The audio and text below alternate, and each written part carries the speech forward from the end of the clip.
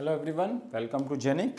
तो अब इस लेक्चर में हम डिस्कस करने जा रहे हैं। पिछले लेक्चर में मैंने एसिंक्रोनस काउंटर आपको कवर कर दिया था। एसिंक्रोनस काउंटर में मैंने एक तरह से अप काउंटर डिज़ाइन किया था। अब मैं आपको बताऊंगा कि कैसे आपको पहचानना है which bit is MSB bit of the asynchronous counter, which flip flop represents the LSB bit of the counter. क्योंकि एलएसबी और एमएसबी बहुत इंपॉर्टेंट है कि 0-1 स्टेट है कि 1-0, ये बताएगा कि एमएसबी कौन है, एलएसबी कौन है। तो यहाँ ये भी पहचानना इंपॉर्टेंट है। और दूसरी चीज आपको जो सबसे इंपॉर्टेंट पहचानी थी एसिंक्रोनस काउंटर में, weather given counter is up counter और डाउन काउंटर। क्योंकि अगर वंस आई एम श्योर कि ये अप काउंटर है तो ये अगर 9 पे है तो अगली स्टेट में 10 पे जाएगा, आपको बार बार फ्लिप फ्लॉप पे जाने की जरूरत नहीं है। और अगर ये डाउन काउंटर है और ये 12 पे है तो ये 11 पे ही जाएगा, 11 पे है तो अगली स्टेट में 10 पे ही जाएगा।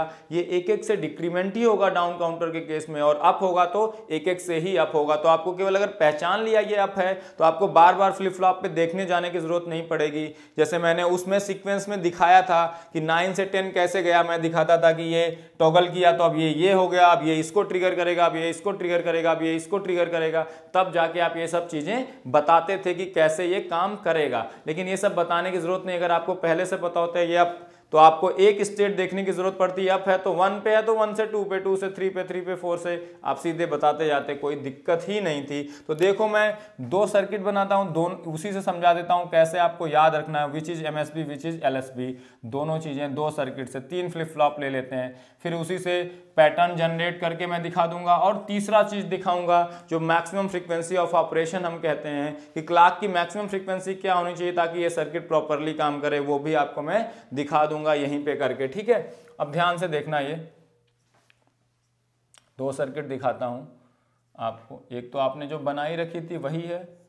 सारे किस मोड में होते हैं, पहला तो पहचानने का एसिंक्रोनस काउंटर का क्या है। एक देखो मैं यहीं पे बोल रहा हूं, बोलते जा रहा हूं, आप सुनते रहिएगा ध्यान से कि पहली चीज है सारे टॉगल मोड ऑफ ऑपरेशन में होनी चाहिए। एक जगह कहीं clock, external clock directly applied होनी चाहिए, बाकी जगह क्लॉक कहां से आएगी, क्लॉक आएगी प्रीवियस वाले आउटपुट से आएगी, प्रीवियस वाले आउटपुट से आएगी, है ना। तो सारे टॉगल मोड, सारे मतलब जेके हैं तो 1-1 इनपुट होने चाहिए सबके फिक्स, और एक जगह क्लॉक डायरेक्टली अप्लाइड एक्सटर्नल, बाकी जगह क्लॉक प्रीवियस वाले आउटपुट से आएगी। ये फर्स्ट कंडीशन हो गई। तो ये पता चल जाएगा कि ये एसिंक्रोनस काउंटर है।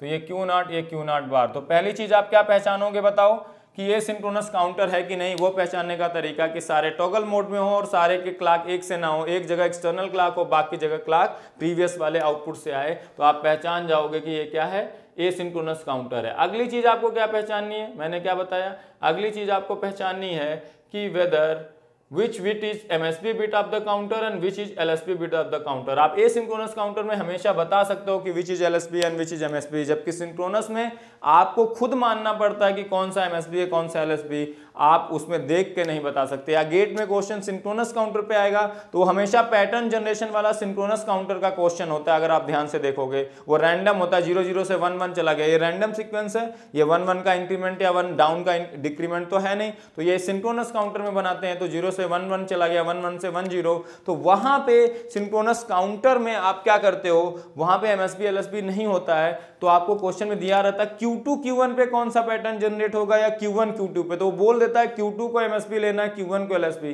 Q1 Q2 बोलता है तो Q1 को एमएसबी लेना है, Q2 को एलएसबी, तो आपको बता देता है। जबकि यहाँ ऐसा नहीं है, यहाँ आप देख के बता सकते हो कि which bit is MSB bit and which bit is LSB bit. और ये बहुत इंपॉर्टेंट है जो अभी हम सीखने वाले हैं, एमएसबी और एलएसबी। देखो ध्यान से, पहली चीज आप क्या बताओगे, एक एक स्टेप आप नोट करते जाओ और यही करना है और हर केस में आपका आंसर आएगा। ध्यान से देखो, पहले आपको यह पता करना है कि weather given counter is asynchronous और नॉट, उसमें सिंपली सारे टॉगल मोड में होने चाहिए। दूसरी चीज, क्लॉक एक जगह एक्सटर्नली, बाकी जगह प्रीवियस वाले आउटपुट से, ये खत्म हो गया। अब पहचानने की बारी आई, अगला क्या पहचानोगे, which bit is LSB and which is MSB, उसको लिख लोगे उसी ऑर्डर में। ठीक है, तो अब ध्यान से देखो, जहां क्लॉक डायरेक्टली अप्लाइड होगी वही बिट आपकी क्या बनती है, एलएसबी बिट। जहां पे क्लॉक डायरेक्टली अप्लाइड होगी दैट इज एलएसबी बिट। फिर उसका मूव करते जाओ, अगली एमएसबी मिलेगी, Q0 से एलएसबी मिल गया तो अगला एमएसबी, अगला एमएसबी, ये हो जाता। यही चीज उल्टे भी की जा सकती थी, यहां पे क्यों लिखता मैं, इसी को दिखाने का एक तरीका ये भी हो सकता था। तो ऐसे नहीं कि ये लेफ्ट में है तो ये एमएसबी हो गया, ये राइट में है तो एलएसबी। इसको दिखाने का तरीका एक ये भी हो सकता था आपके एग्जाम में, यहां इनपुट लगाते 1-1 और इसको क्या मान लेते आप, हाँ ये 1-1 इनपुट यहां मानते और ये आपका मान लेते क्लॉक इनपुट है। यहाँ से ये आउटपुट है आपका क्यू नॉट या क्यू बार क्यू नॉट, यहाँ पे आप क्लॉक लगा देते, यहाँ पे आप क्लॉक लगा देते, ठीक है, यहाँ पे आप क्लॉक लगा देते Q2 एंड Q2 बार। यहाँ पे इनपुट है 1 1, ये भी इनपुट है 1 1, और ये Q1 है, ये Q नॉट बार है, यहाँ भी Q1 बार होगा, ये भी इनपुट 1 1 है। ऐसे भी ये सर्किट बना सकता था, आउटपुट को इस तरफ दिखाऊं, इनपुट को इस तरफ।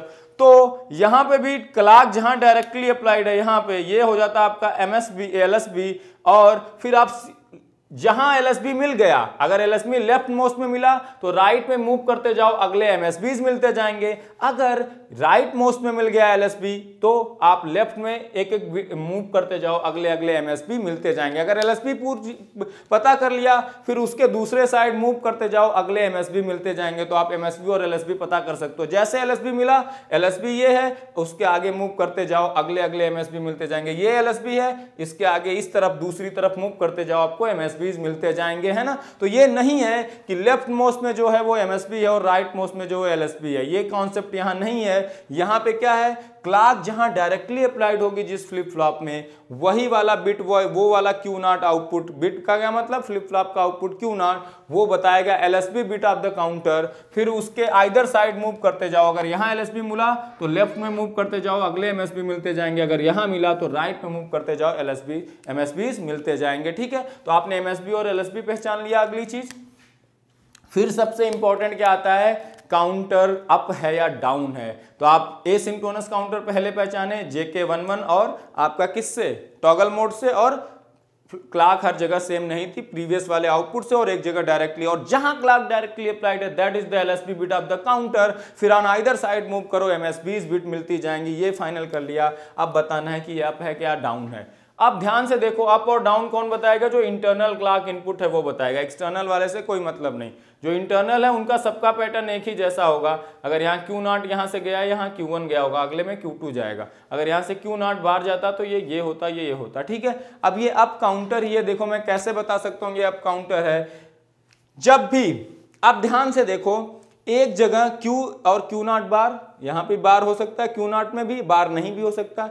अगर एक जगह बार नहीं है और एक जगह बार है, मतलब एक जगह Q नॉट है और एक जगह ये क्लॉक इनपुट में बार, और ये बार को क्या मतलब, ट्रिगर में ये एक ही बार है, मैं ये निगेटिव एज ट्रिगर्ड होता है, चाहे उसको एक बार से दिखाओ, चाहे क्लॉक पे भी बार दिखा दो, चाहे केवल एक जगह बार दिखाओ, है ना। ये तीनों रिप्रेजेंटेशन एक ही बार को करते हैं, that is negative edge triggered, है ना। तो आप ध्यान से देखना है, यहाँ बार नहीं है और यहाँ पे बार है, यहाँ पे, और यही चीज हर जगह होगी इंटरनल में। एक जगह बार हो और एक जगह बार ना हो तो ये हमेशा क्या बनाएगा, ये हमेशा अप काउंटर बनाएगा।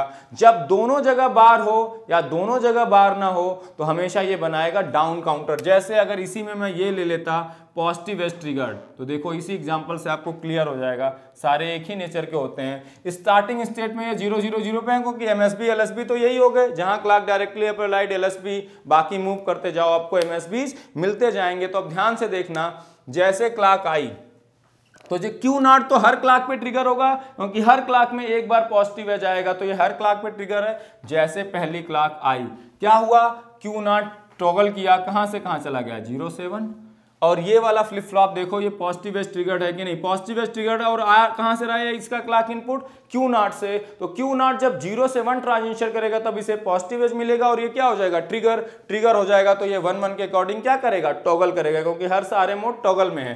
तो ये देखो 0 से 1 ट्रांजिशन हो तो रहा है, 0 से 1 ट्रांजिशन हो रहा है, तो ये क्या कर गया, टॉगल। ये एक्टिवेट हो गया Q1, और Q1 एक्टिवेट हुआ तो करेगा क्या, टॉगल करेगा, कहां चला गया, 1 पे चला गया 0 से टॉगल होके। और जैसे Q1 0 से 1 गया, ये भी एक्टिवेट हो गया, क्योंकि इसको पॉजिटिव एज मिल गई 0 से 1, ये एक्टिवेट हो गया तो क्या करेगा, टॉगल करेगा, 1 1 पे चला गया। अगली फिर से क्लॉक आई, देखो ध्यान से, ये अगली क्लॉक में LSB तो हर क्लॉक में टॉगल कर रहा है, क्योंकि clock is directly applied and her clock में एक बार पॉजिटिव एज मिलेगा। तो ये 1 से कहां गया, 0। जैसे 1 से 0 गया, इसको पॉजिटिव एज मिला क्या, नहीं, निगेटिव एज मिला, ये ट्रिगर नहीं हुआ, तो अपनी आउटपुट स्टेट को क्या करेगा, होल्ड। यहाँ पे अगर ये 1 से 1 ही रह गया तो इसको 0 से 1 ट्रांजिशन मिला क्या, पॉजिटिव एज मिली, नहीं मिली, तो ये अपनी स्टेट को होल्ड करेगा, होल्ड करके कहाँ रख लेगा, 1। तो यहाँ देखो 1 1 से 1, तो ये डाउन काउंटर आ गया कि नहीं। तो डाउन काउंटर कब होगा, जब दोनों नॉन बार वाले होंगे, मतलब क्यू नॉट जो आउटपुट वाला आपने पोर्शन उठाया है बार से उठाया कि नॉन बार से, एक यहां बार होता है और यहां पे निगेटिव एज ट्रिगर्ड है पॉजिटिव। निगेटिव एज ट्रिगर्ड का मतलब बार एक बार उसको काउंट करोगे, निगेटिव एज ट्रिगर्ड को दिखाने का तरीका यहाँ क्लॉक बार, यहाँ पे बबल, तो उसको एक ही बार मानोगे, मतलब एक बार का मतलब वहां पे निगेटिव एज ट्रिगर्ड, और पॉजिटिव एज ट्रिगर्ड मतलब कोई बार नहीं। ठीक है, क्लियर। तो अगर दोनों जगह बार या दोनों जगह नॉन बार है तो वो डाउन काउंटर है, एक जगह बार है और एक जगह नॉन बार तो ये अप काउंटर। जैसे इसी में अगर मैं इसी सर्किट को पॉजिटिव एज ट्रिगर्ड को क्या कर देता, ध्यान से देखना, यहां से कनेक्ट कर देता, यहां से कनेक्ट कर देता और ये पॉजिटिव। अब देखो ये क्या होता, ध्यान से देखना, ध्यान से देखना। पहली क्लॉक आई, इसको पॉजिटिव एज तो मिलेगा पहली क्लॉक में क्यू नॉट को, और आएगी ये ट्रिगर होगा, ट्रिगर होगा तो एक्टिवेट होगा, एक्टिवेट होगा तो 1 1 के अकॉर्डिंग क्या करेगा, टॉगल करेगा। 0 से कहां चला जाएगा, 1 पे चला जाएगा। 0 से 1 चला गया ये क्यू नॉट। क्यू नॉट 0 से 1 गया तो क्यू नॉट बार कहां से कहां गया, क्योंकि क्लॉक आप कहां से दे रहे हो, क्यू नॉट बार से। क्यू नॉट बार 1 से कहां जाएगा 0, क्योंकि जब क्यू नॉट 0 रहा होगा तो क्यू नॉट बार 1 कॉम्प्लीमेंटेड। अगर ये 0 से 1 जा रहा तो ये 1 से 0, ये 1 से 0 गया, ये 1 से 0 गया तो इसको क्या मिला, पॉजिटिव एज मिला क्या, इसको पॉजिटिव एज नहीं मिला, इसको पॉजिटिव एज नहीं मिला। पॉजिटिव एज नहीं मिला तो ये ट्रिगर करेगा क्या, क्योंकि ये पॉजिटिव एज ट्रिगर्ड है।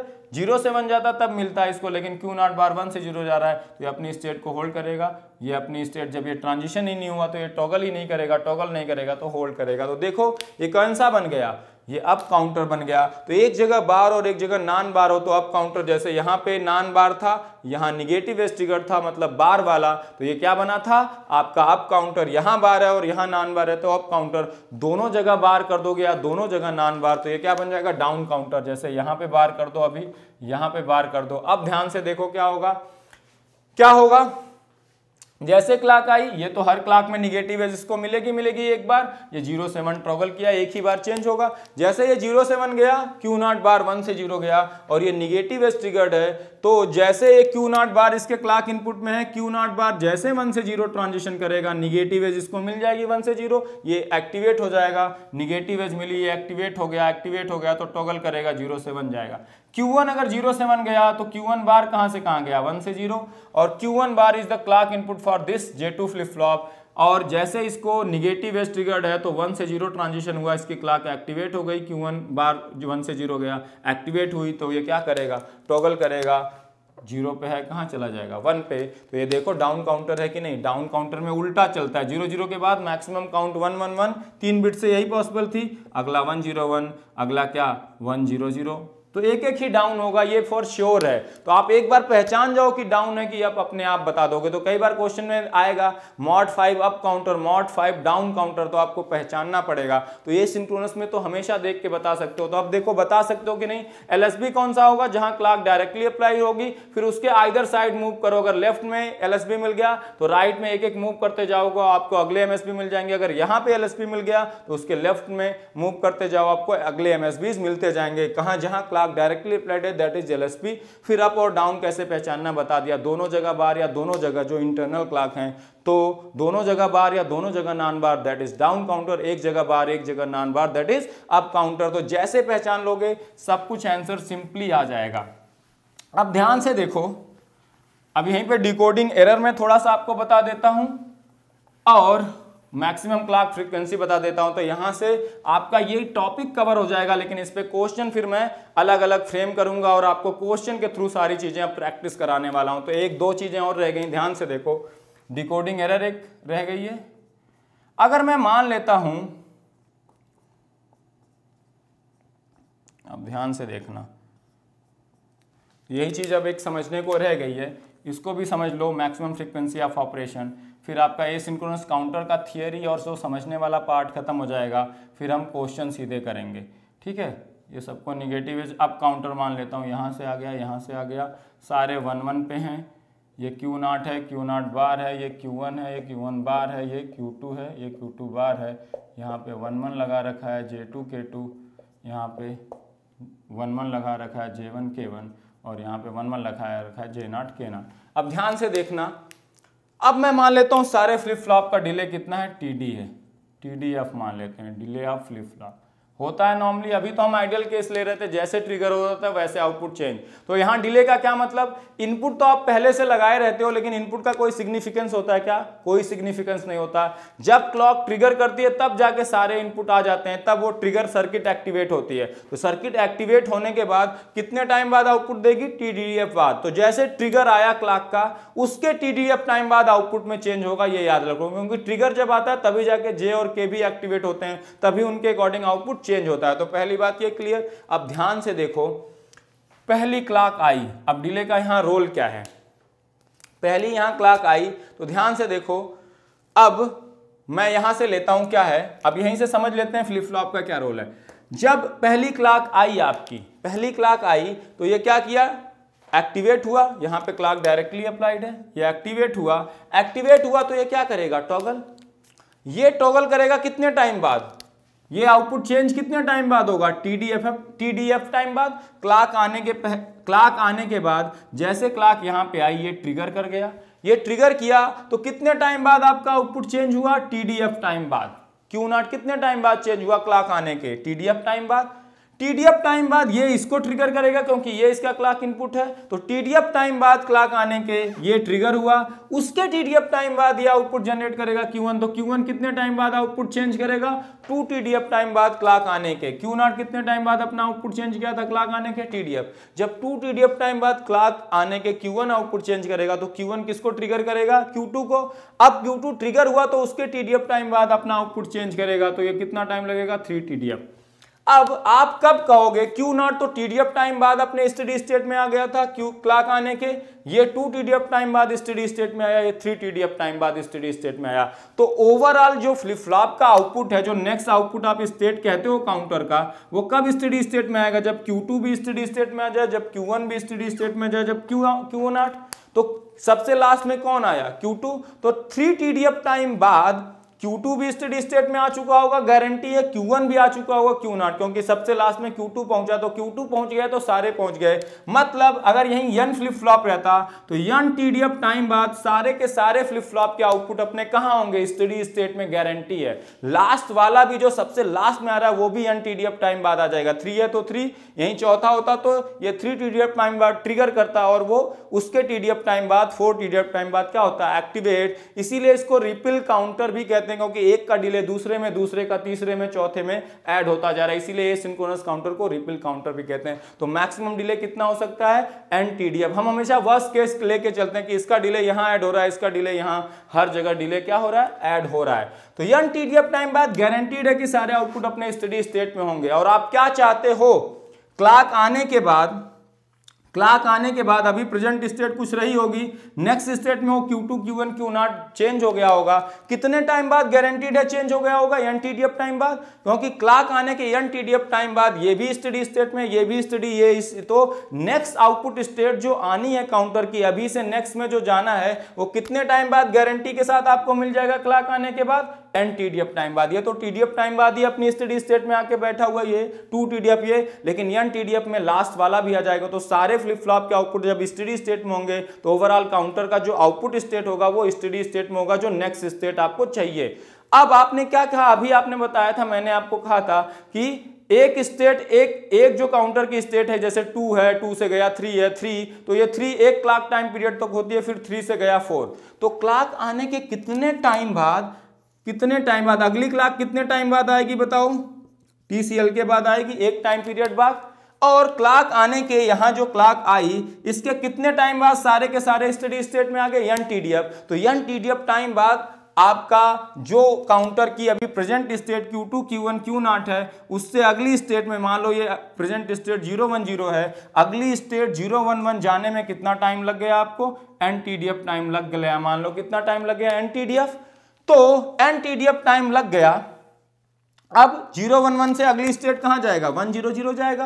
तो N TDF टाइम क्लॉक आने के बाद, N TDF टाइम बाद आपको ये स्टेडी स्टेट में दिखा 011 पे, उसके पहले नहीं दिखेगा। तो जो आपको अगली क्लॉक है, अगला जो ट्रिगर है, कब आना चाहिए, N TDF टाइम बाद आना चाहिए कि नहीं आना चाहिए। अगर N TDF टाइम से पहले इसको आपने दोबारा ट्रिगर कर दिया तो अभी वो प्रेजेंट स्टेट 011 में था, क्लॉक आई, क्लॉक आने के कितने टाइम बाद ये एन TDF टाइम बाद कहाँ जाएगा, अपनी नेक्स्ट स्टेट 011 में। अगर आपने उसको ट्रिगर उसके पहले कर दिया, जो अगली एज है कितने टाइम बाद आएगी, TCL के टाइम बाद, उसको पहले ही ट्रिगर कर दिया, अभी ये 010 से 011 गया ही नहीं था, एन TDF टाइम बाद जाएगा। अगर मैं एन TDF को कहूँ 2 नैनो सेकंड है और आपका TCL के 1.5 नैनो सेकंड है, तो क्लॉक आई, क्लॉक की पॉजिटिव एज, ये 010 से जाने में 011 में कितना टाइम लेगा, 2 नैनो सेकंड एन TDF का टाइम लेगा। TDF डिले सबका अलग अलग हो, TDF डिले सब फ्लिप फ्लॉप का डिफाइंड होगा, तो एन TDF की वैल्यू मैं मान लेता हूँ 2 नैनो सेकंड है, तो ये 2 नैनो सेकंड बाद इस स्टेट में जाएगा।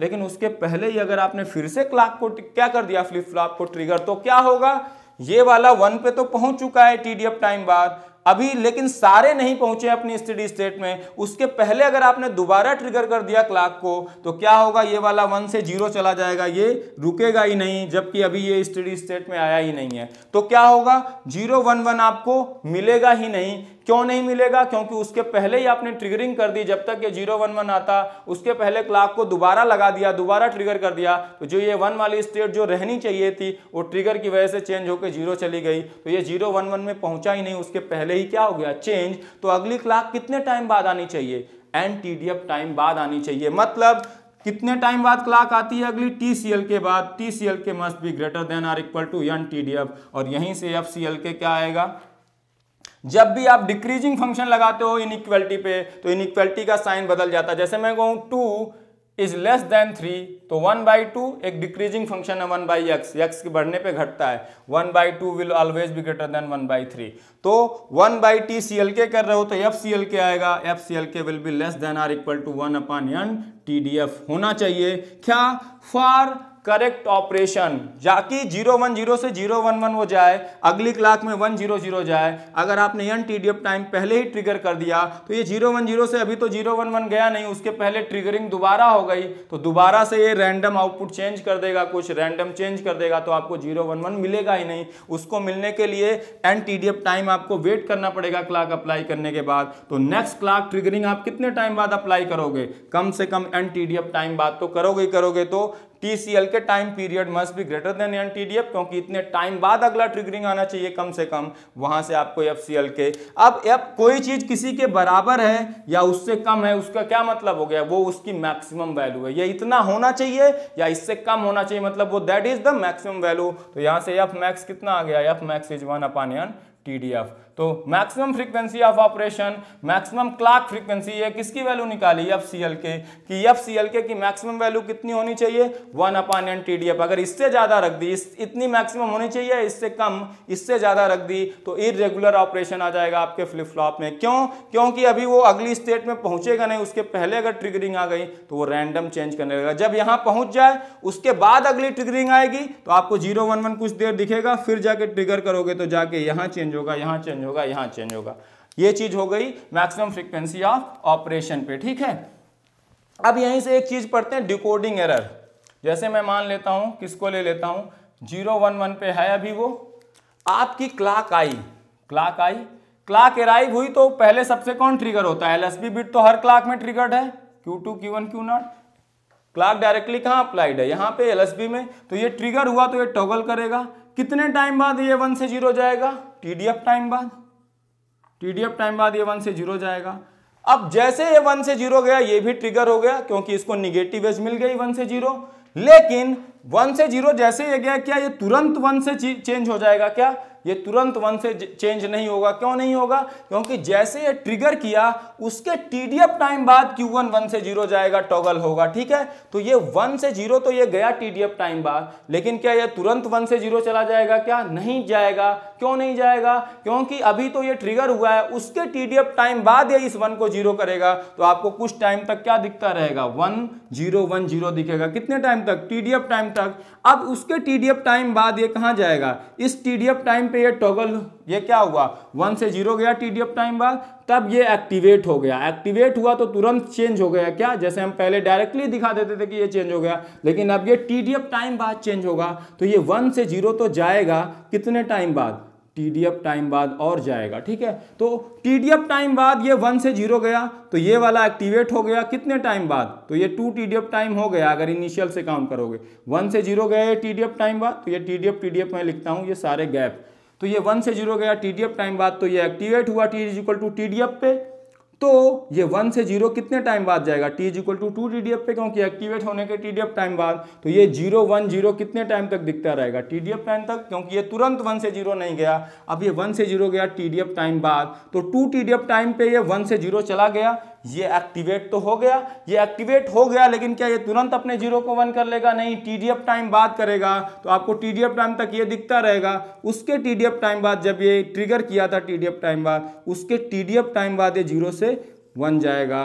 तो आपका क्या हुआ, तो आफ्टर 3 TDF टाइम बाद ये आ गया अपनी स्टेडी स्टेट में। तो आपको क्या हुआ, ये था प्रेजेंट स्टेट, कुछ टाइम TDF टाइम तक ये क्या दिखा, 0 1 0 आपका आउटपुट पे दिखा, कुछ टाइम तक TDF टाइम तक आपको 0 0 0 दिखा, फिर उसके बाद अपनी स्टेडी स्टेट में पहुंचा। यही आपकी जो दो स्टेट हैं, इसी को कहते हैं डिकोडिंग एरर या ट्रांजिएंट एरर। ये था प्रेजेंट स्टेट 0 1 1 में।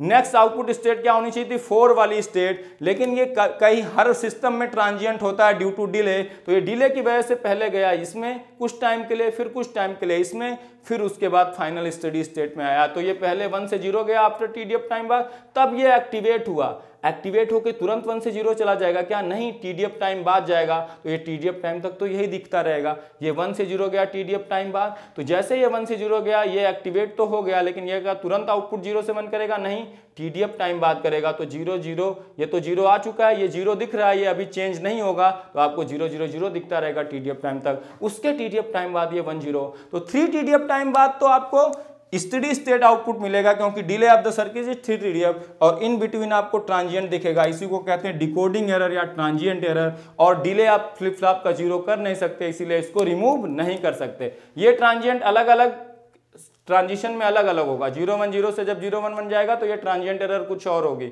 यहां से यहां जाएगा कुछ और होगी। और maximum delay of the circuit is n TDF। तो क्लॉक अगली कितने टाइम बाद आनी चाहिए, डिले टाइम बाद, क्योंकि क्लॉक ट्रिगर करी तो n TDF टाइम बाद आपका नेक्स्ट आउटपुट आ गया। तो अगली क्लॉक n TDF टाइम के बाद अराइव होनी चाहिए, ताकि ये जो इस स्टेट से नेक्स्ट स्टेट में जाना था, स्टेडी स्टेट में जाना था, वहां पहुंच जाए, तब जाके ट्रिगर करोगे, तब उस स्टेडी स्टेट से नेक्स्ट वाले स्टेडी स्टेट में जाएगा। अगर अभी ये स्टेडी स्टेट में पहुंचा नहीं, उसके पहले ट्रिगर कर दोगे, तो वो वाली स्टेडी स्टेट रीच नहीं करेगी। जैसे 3 से 4 पहुंचना था, 4 पहुंचेगा नहीं। अगर मैं यहीं पे ट्रिगर कर देता इस सर्किट को, दोबारा से क्लॉक लगा देता, तो यहां से यहां जाने वाला प्रोसेस रुक जाता, ये 0 0 0 से कहीं और चला जाता, तो आपको जो स्टेडी स्टेट 1 0 0 नहीं मिलता। इसीलिए next clock must be arrive after time delay of the flip flop, क्योंकि टाइम डिले बाद आपका एक्चुअल में आउटपुट चेंज हो जा रहा है। जब आउटपुट चेंज हो गया तब क्लॉक आएगी, तो ये स्टेडी स्टेट आउटपुट आपको दिखेगा।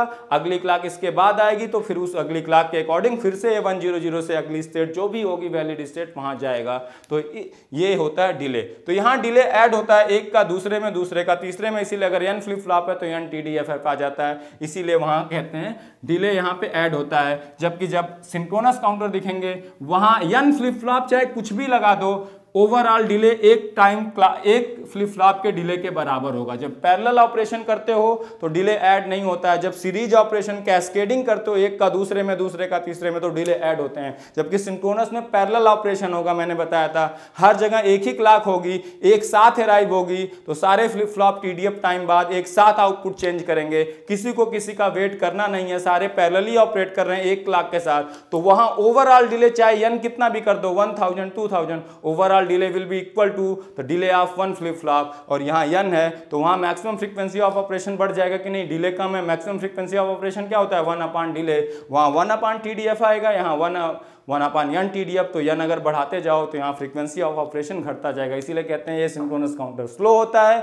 और आपका सिंक्रोनस काउंटर क्या होता है, फास्ट होता है। ठीक है, तो अभी इस क्लास में हमने डिस्कस कर लिया है फाइनली कि एसिंक्रोनस काउंटर के बारे में सारी चीज़ें, उसकी एफ मैक्स कैलकुलेशन कैसे करते हैं, उसमें डिकोडिंग एरर्स क्या होते हैं, क्यों होती है decoding error, due to transient, due to delay होता है, उसको हम हटा नहीं सकते क्योंकि डिले को हम 0 नहीं कर सकते हैं। तो अब नेक्स्ट लेक्चर में हम मिलेंगे क्वेश्चंस के साथ एसिंक्रोनस काउंटर का।